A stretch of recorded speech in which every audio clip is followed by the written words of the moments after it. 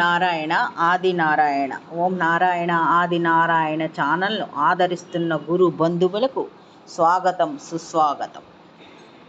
ఓం నారాయణ ఆది నారాయణ. ఓం శ్రీ భగవాన్ వెంకయ్య స్వామి నమః. ఆశ్రిత జనరక్షకుడు, దీనజన బాంధవుడు శ్రీ భగవాన్ వెంకయ్య స్వామి వారి పాద పద్మములకు నా ప్రణామములు. సమస్త సగుణ రూప నిర్గుణ రూప గురుదేవుల పాద పద్మములకు నా నమస్సుమాంజలి. అవధూత శ్రీ భగవాన్ వెంకయ్య స్వామి వారి అనుగ్రహంతో, సమస్త గురుదేవుల ఆశీస్సులతో శ్రీ మొగలిచెర్ల దత్తాత్రేయ స్వామి వారి జీవిత చరిత్ర పారాయణ 23 భాగం. ఓం శ్రీ గణేశాయ నమః. ఓం శ్రీ సరస్వతి నమః. ఓం శ్రీ గురుభ్యో నమః. ఓం నారాయణ ఆది నారాయణ.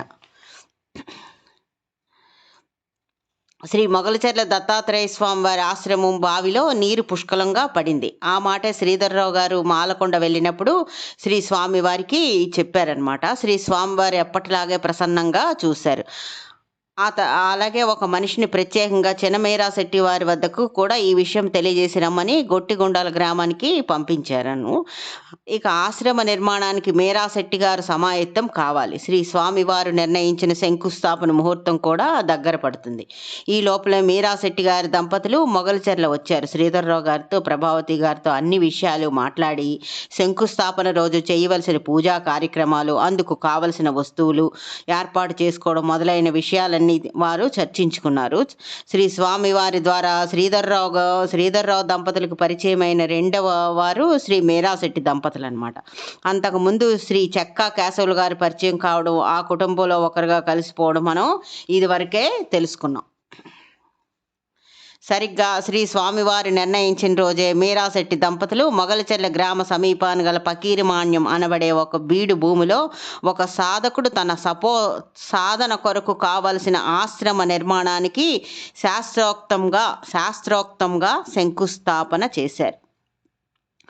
ఆ రోజు శ్రీధర్రావు గారి దంపతులు కానీ, మీరాశెట్టి దంపతులు కానీ, చెక్కా కేశవులు గారు కానీ భవిష్యత్తులో ఈ భూమి ఒక పుణ్యక్షేత్రం అవుతుందని, వేలాది మంది తమ కోరికలు తీర్చుకోవడానికి అక్కడికి వచ్చి స్వాంతన పొంది భక్తిభావంతో తిరిగి వెళతారని కానీ వారు ఊహించలేదు. అప్పుడు వారి మనసులో ఒకానొక సాధకుడు తపస్సుకి తమ వంతు సహాయ సహకారాలు నిస్వార్థ బుద్ధితో అందిస్తున్నామని మాత్రమే వారు అప్పుడు అనుకున్నారనమాట.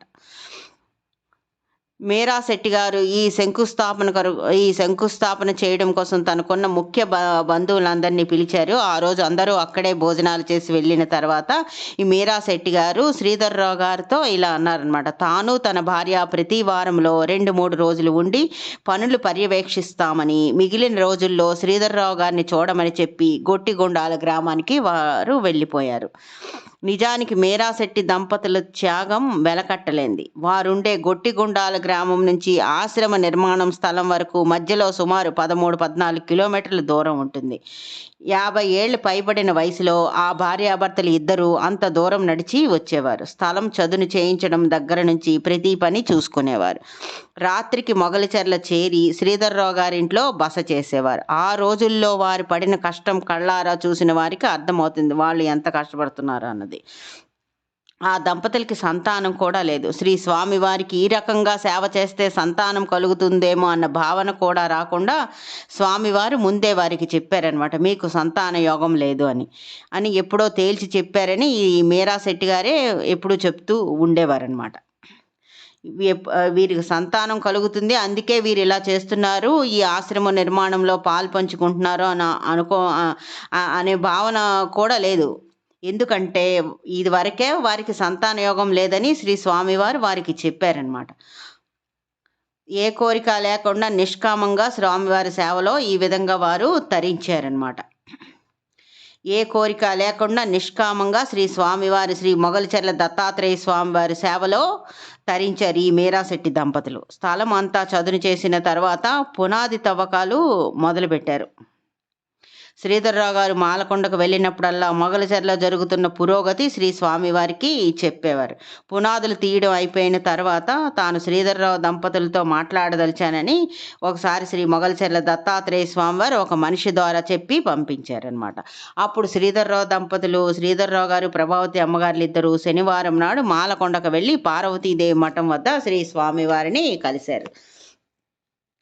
సాయంత్రం వేళ శ్రీ స్వామివారు ప్రశాంతంగా పద్మాసనం వేసుకొని కూర్చుని ఉన్నారు. శ్రీధర్రావు గారు ప్రభావతి గారు ఎదురుగా కూర్చున్నాక అంతవరకు జరిగిన పని, మీరాశెట్టి దంపతుల సంకల్పం గురించి శ్రీధర్రావు గారు చెప్పారు.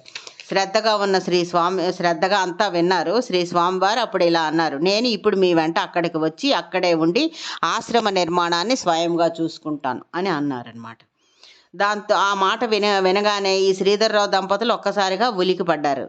ఎందుకంటే ఆశ్రమం పూర్తి కావడానికి కనీసం 4-5 నెలలు పడుతుంది.